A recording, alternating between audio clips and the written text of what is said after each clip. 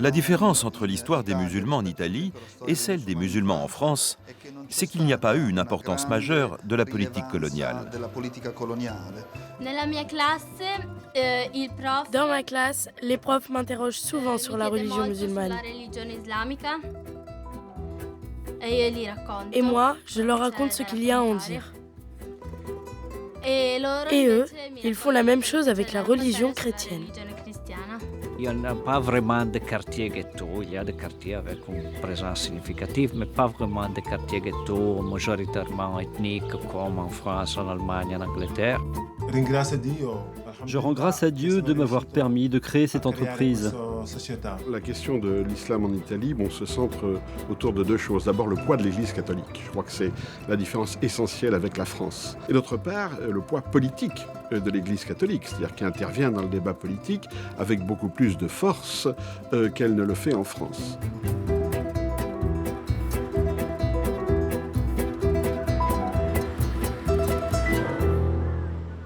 L'islam est aujourd'hui la seconde religion d'Italie.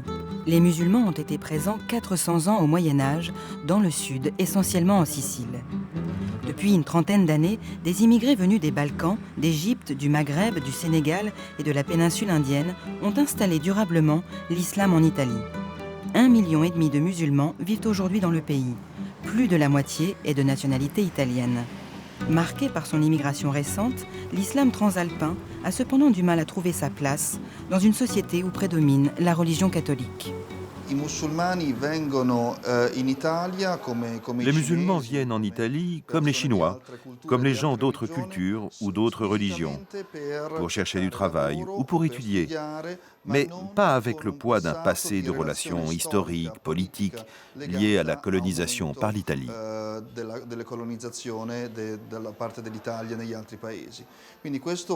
Cela distingue le caractère des musulmans intégrés en Italie de ceux qui ont émigré en France. En France, il y a davantage de générations enracinées. Et donc, les personnes se sont intégrées dans la structure de la société et de la culture française. Et il y a eu un grand développement culturel avec la traduction de textes, de la spiritualité et de maîtres musulmans. Travail qu'en Italie, nous essayons d'initier, mais que nous venons à peine de commencer.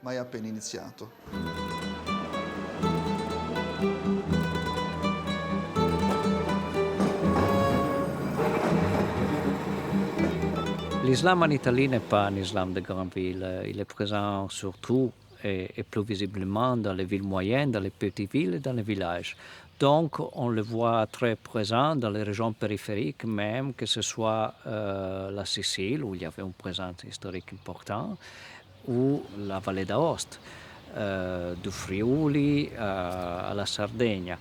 Et là, on voit véritablement la croissance lente de base d'un islam authentique, véritable, donc des petites salles de prière, des gens qui vont prier sans de lien avec l'ambassade ou le consulat.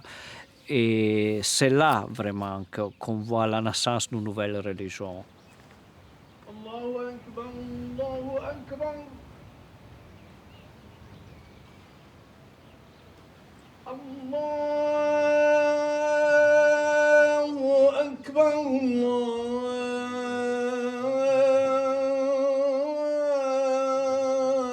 Allahu Akbar.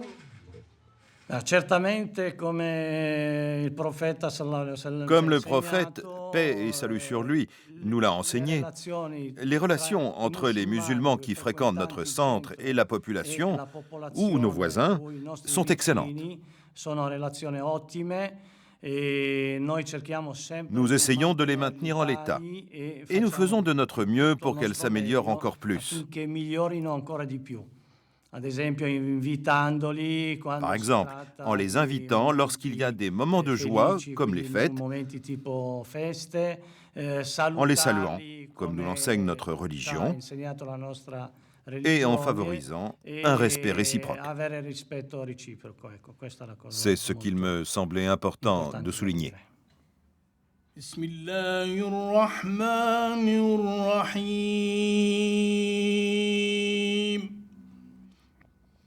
ألف لام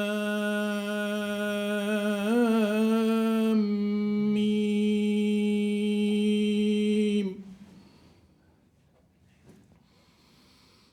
ذلك الكتاب لا ريب فيه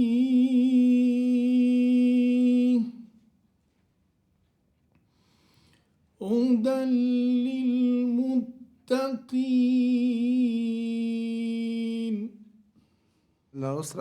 Dans la vallée d'Aoste, notre association, la Ligue islamique autonome, dans sa dimension culturelle, enseigne la langue arabe aux enfants.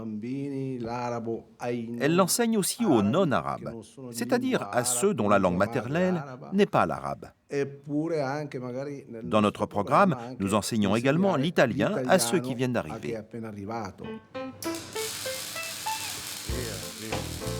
Qu'est-ce qu'il y a? T'as qu'à le rabattre, on le remontera ensuite.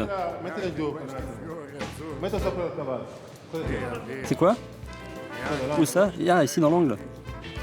Tu vois cet élément plat, c'est lui qui s'encastre. Parce que sinon tu vas pas y arriver. Prends la calculatrice. Qu'est-ce que c'est?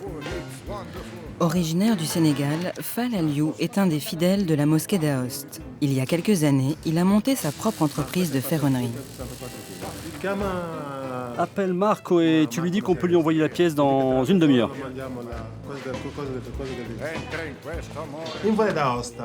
En vallée d'Aoste, il y a beaucoup d'entreprises qui font la même chose que moi. Il y en a beaucoup ici. Et ils m'apprécient tous. Cela a dépassé toutes mes espérances. Pourquoi? Parce que je ne cache pas ma religion. Et je suis fier d'être musulman. Et j'emmène ma religion avec moi là où je vais. Et les gens m'ont apprécié comme je suis.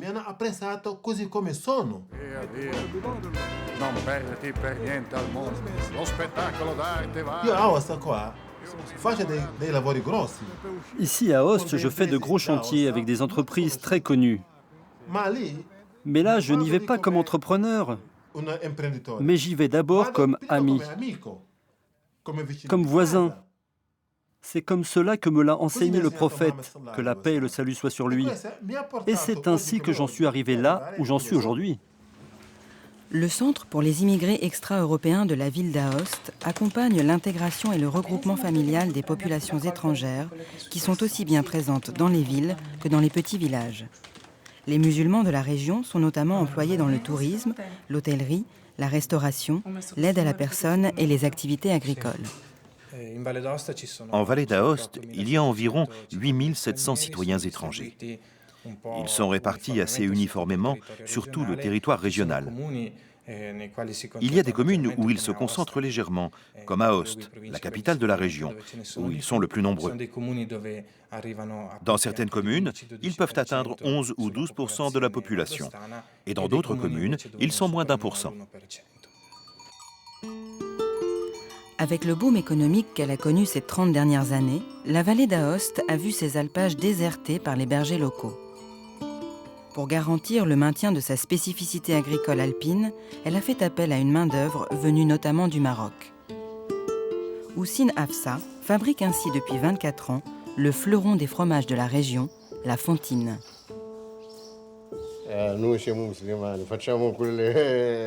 Je suis musulman et ici aussi on fait le ramadan. Dieu est présent partout. Il ne s'arrête pas au Maroc. Ici, nous sommes des musulmans parmi les chrétiens. Nous sommes tous égaux. Il n'y a pas de différence.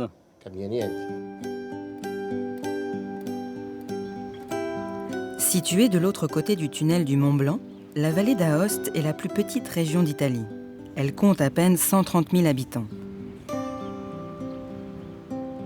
On y parle officiellement l'italien, mais aussi le français, ce qui a facilité l'intégration des musulmans venus d'Afrique noire ou du Maghreb. Mohamed Chaïb s'est pleinement intégré. Il a ouvert 2 commerces à Aoste, la capitale régionale, et habite avec sa famille à Véreille, une petite commune de la vallée centrale.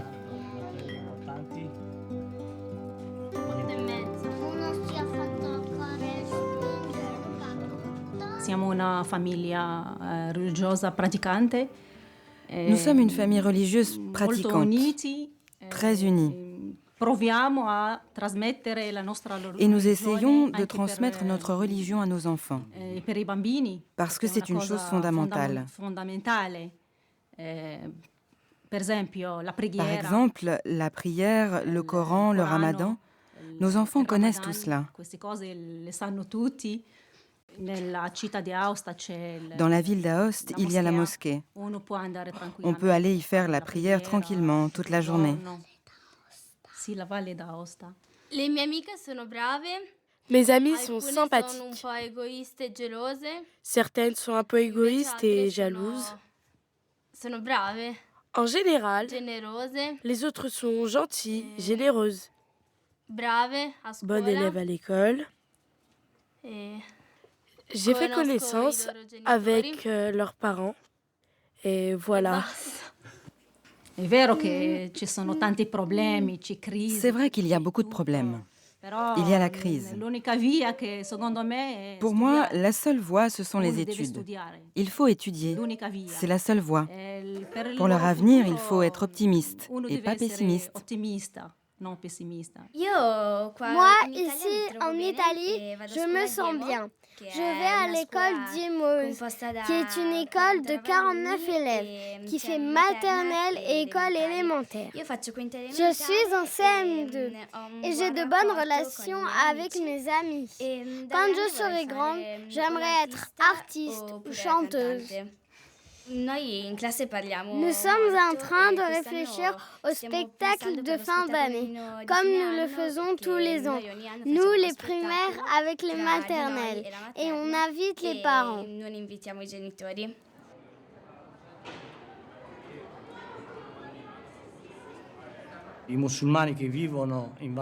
Les musulmans qui vivent en vallée d'Aoste sont bien intégrés dans la population locale.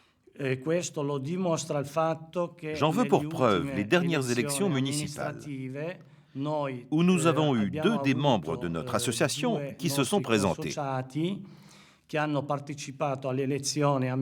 L'un dans la liste de la majorité et l'autre dans celle de l'opposition. Le Conseil régional de la vallée d'Aoste est l'interlocuteur privilégié des représentants musulmans.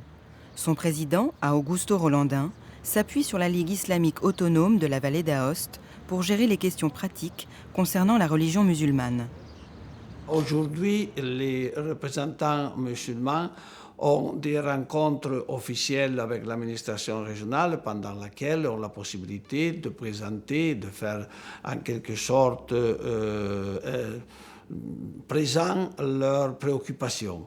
Mais il faut aussi rappeler que nous avons la possibilité d'intervenir seulement dans certains cas et dans certains problèmes, car la compétence revient à l'État. Pour nous, il s'agit d'intervenir sur ce qui est au niveau local important.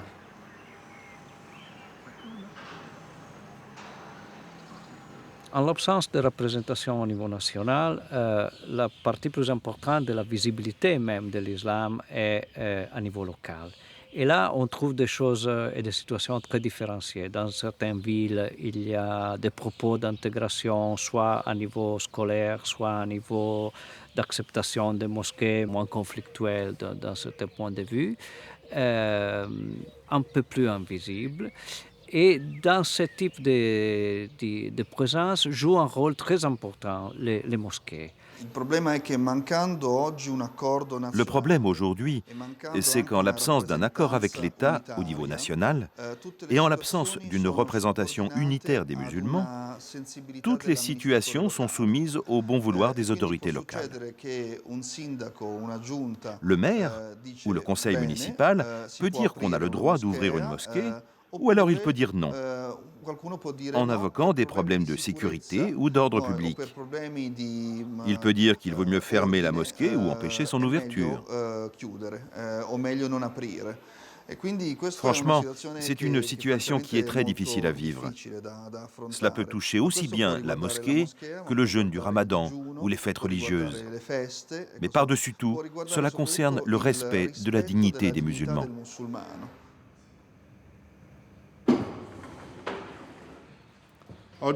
Aujourd'hui, nous pouvons dire que l'article 8 de la Constitution italienne n'a pas encore été appliqué, parce qu'il n'y a pas encore eu cet accord entre l'État italien et la communauté musulmane en Italie. Sans doute à cause de questions juridiques que l'on traîne depuis de nombreuses années, parce que l'Italie estime qu'elle n'a pas d'interlocuteur unique, ce qui est tout à fait indispensable pour pouvoir signer cet accord. Mais probablement, nous approchons d'une issue favorable. L'absence de représentation officielle de l'islam auprès de l'État a un effet direct sur la manière dont les musulmans d'Italie se sont organisés pour répondre aux besoins des fidèles. En défaut d'associationnisme national fort, il y a plus fort le besoin et l'utilité d'associations religieuses, ce qui donne un rôle plus important aux mosquées. Le tissu des mosquées a commencé à s'établir très tôt en Italie, plus tôt, je dirais, que dans d'autres pays européens, où l'islam est arrivé, disons, dans les valises des immigrés, mais il est resté dans ces valises pour plusieurs années. En Italie, non. De tout début de la présence islamique dans les pays, on a vu les mosquées pousser, et surtout les mosquées des petits pays, des villages, même à la campagne, pas seulement dans les grandes villes, ce qui est aussi une caractéristique importante de l'islam italien. Nous, en tant que musulmans italiens, nous sommes en train de travailler à satisfaire deux exigences. D'une part, la représentation, pour qu'il puisse y avoir une instance représentative unitaire tout en respectant le pluralisme. D'autre part, la mise au point du contenu de cet accord avec l'État. En résumé, comment peut se développer l'organisation du culte musulman dans le contexte de la société italienne. Dans les faits, l'organisation des hôpitaux, des écoles, l'alimentation, l'éducation, les lieux de culte, les prêches, la formation des imams. Tout cela fait partie de cet accord à trouver qui garantira l'interprétation que l'on doit faire de la laïcité dans les relations entre l'État et les communautés religieuses. La mosquée de Rome est la plus grande d'Europe. Inaugurée en 1995, elle peut accueillir jusqu'à 12 000 fidèles. En l'absence d'un organe représentatif des musulmans reconnu par l'État, elle joue un rôle important de conseil auprès des institutions et contribue à apaiser le débat public sur l'islam en Italie.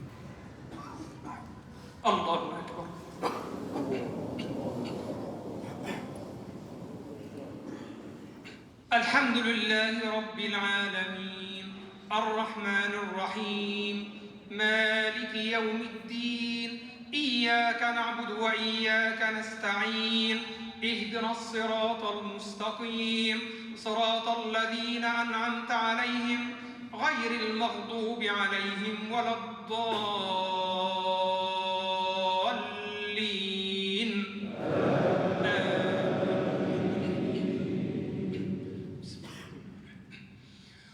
قل يا أهل الكتاب تعالوا إلى كلمة سواء بيننا وبينكم ألا نعبد إلا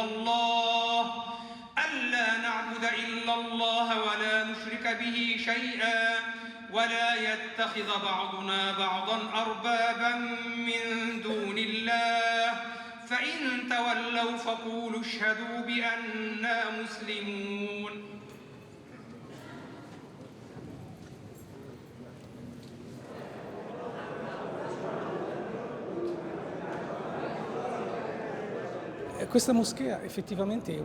Cette mosquée est destinée aux musulmans comme lieu de culte de prestige.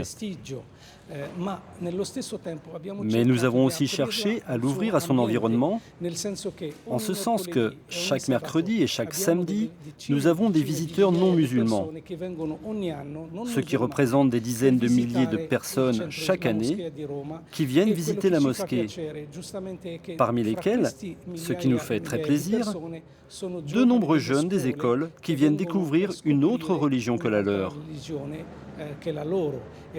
Ce qui nous fait espérer que dans le futur, les relations seront moins compliquées et difficiles que pour les premières générations.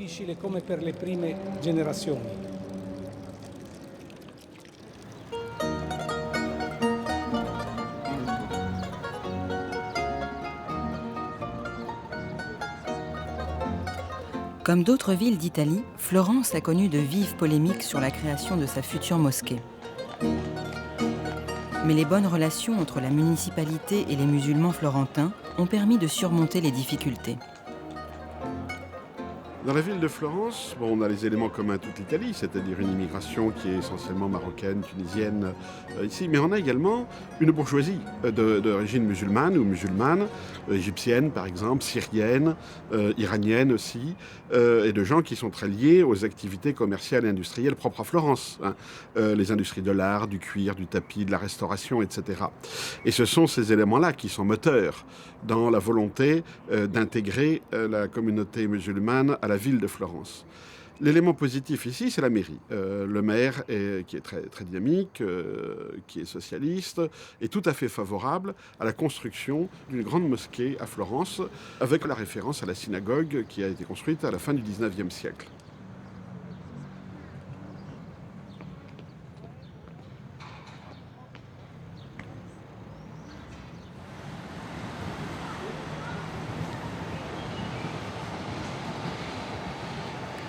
L'islam italien a été porté dans l'espace public par des convertis. Abdelwahad Pallavicini est devenu musulman en 1951. Auteur de nombreux écrits sur le soufisme, il est l'une des personnalités les plus connues de l'islam transalpin.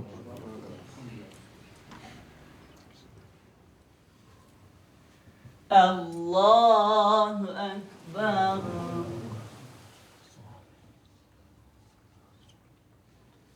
سمع الله لمن حمده الله أكبر. Ce qui n'était pas connu en Italie, c'est que l'islam a aussi une spiritualité très forte. Et qu'il y a donc une dimension initiatique, je dirais même ésotérique. Et cette dimension particulière fait de cet aspect de l'islam une porte ouverte sur l'œcuménisme, sur le dialogue avec les autres religions.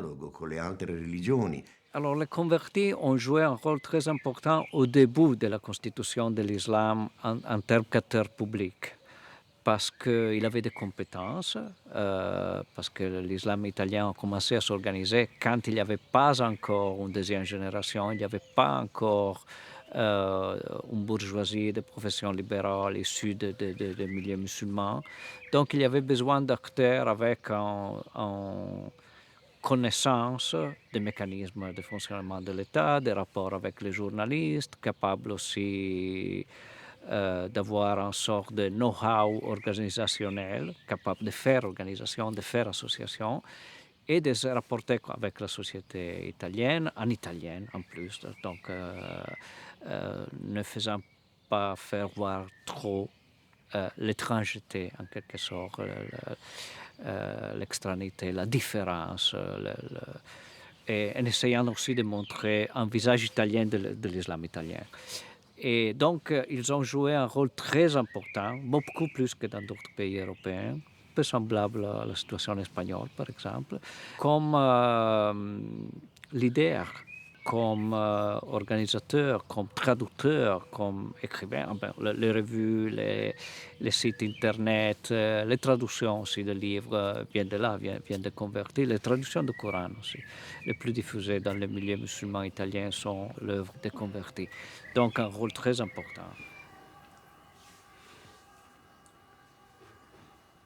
Il soufisme può apportare alla dimensione dell'Islam. Ce que le soufisme peut apporter à l'islam, c'est l'idée qu'il existe aussi des communautés, même en Europe, donc même en Italie, qui ont une dimension spirituelle d'ouverture sur les autres religions, de reconnaissance. Et la dernière chose, qui est l'élément fondamental du soufisme, c'est que chacun peut parvenir à sa propre réalisation spirituelle.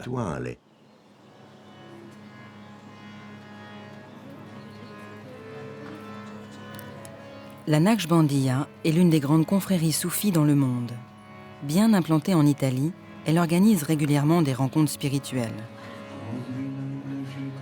Ses membres se sont ainsi retrouvés en avril dernier dans un monastère franciscain de Toscane.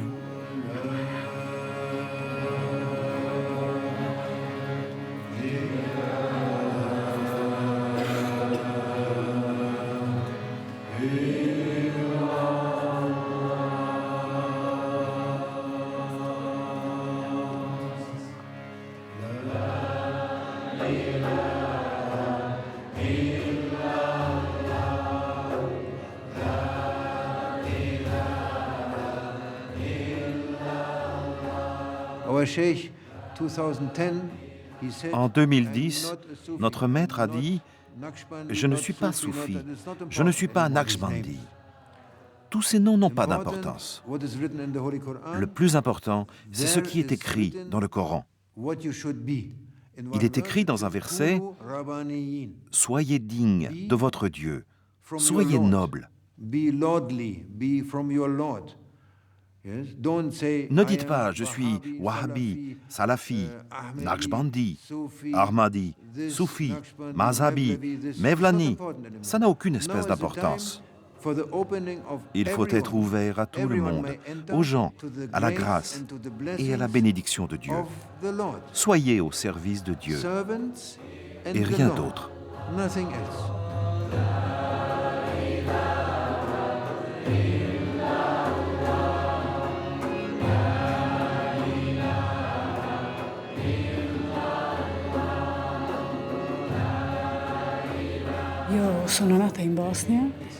Je suis née en Bosnie. Je suis venue ici il y a 35 ans. En 35 ans, il y a eu de nombreux changements. Ma commune de 20 000 habitants compte désormais au moins 5 000 musulmans.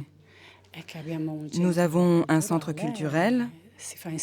On enseigne aux enfants la langue arabe, la lecture du Coran et on apprend à faire la prière.